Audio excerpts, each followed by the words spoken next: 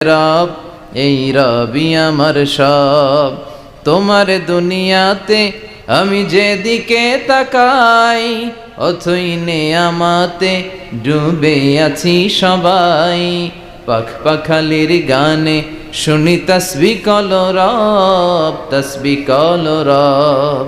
আল্লাহ আমার রব, এই রবি আমার সব। ঠিক কিনা?